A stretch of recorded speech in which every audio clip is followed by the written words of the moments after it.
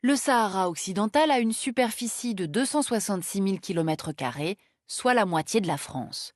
Il est frontalier au nord du Maroc, 446 000 km², au nord-est de l'Algérie, puis sur près de 1600 km de la Mauritanie. Sans oublier plus de 1000 km de côte atlantique, enjeu important, on y reviendra. Le Sahara occidental a un climat désertique et ne possède aucun cours d'eau permanent. Il est par ailleurs très peu peuplé. 600 000 personnes environ y vivent, dont des tribus anciennement nomades, sédentarisées dans les villes de Laayoune, 210 000 habitants, Dakhla, 100 000 habitants, Smara et Boujdour. Le Sahara occidental a de nombreux atouts. Ses côtes poissonneuses, en 2017, plus d'1 million de tonnes de poissons y ont été vendues, soit les 3/4 de la pêche marocaine. Le Sahara est riche en phosphate, dont le Maroc est le premier producteur mondial.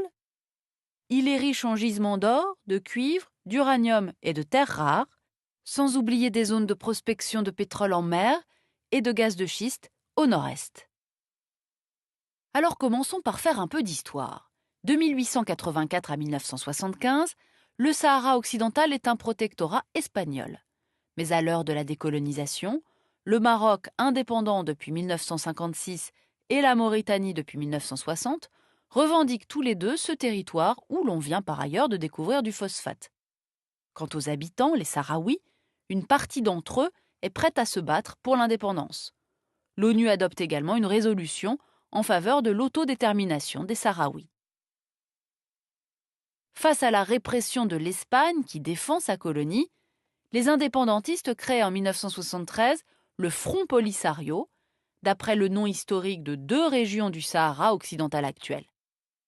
D'inspiration socialiste, le Polisario est soutenu par l'Algérie, ravie d'affaiblir son voisin marocain, qui jusqu'en 1969 revendiquait aussi la région de Tindouf.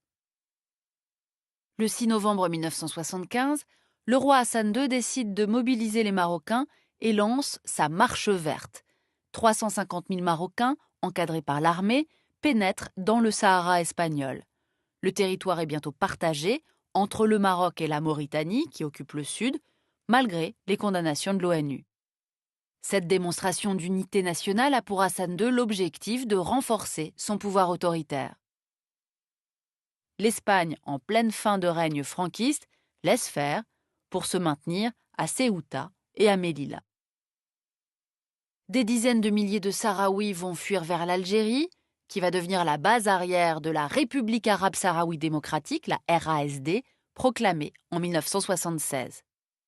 En 1978, l'armée du Polisario défait la Mauritanie. Mais dans les années 1980, les troupes marocaines se renforcent, érigeant des murs de sable contre les incursions des indépendantistes. Ce mur, appelé Berme par les Marocains et mur de la honte par les Sahraouis, est long de plus de 2500 km. Côté marocain, plus de 100 000 soldats défendent cette ligne de démarcation, dotée de nombreux bunkers, radars et champs de mines. Le mur dessine une nouvelle géographie. 80% du Sahara occidental est occupé par le Maroc. Le reste est sous contrôle du Polisario, qui parle de territoire libéré. Sous pression américaine, l'ONU va négocier en 1991 un cessez-le-feu, supervisé par la MINURSO.